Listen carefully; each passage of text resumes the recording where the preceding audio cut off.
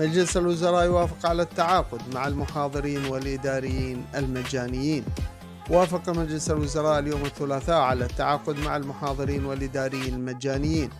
وقال المكتب الإعلامي لرئاسة الوزراء في بيانه أن مجلس الوزراء وافق خلال جلسته المنعقدة هذا اليوم على مقترح رئيس الوزراء مصطفى الكاظمي للتعاقد مع المحاضرين والإداريين المجانيين العاملين في وزارة التربية ضمن التخصيصات المالية المرصودة.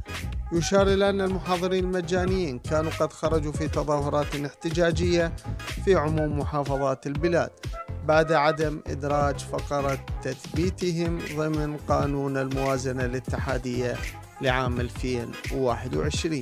والسلام عليكم ورحمة الله وبركاته.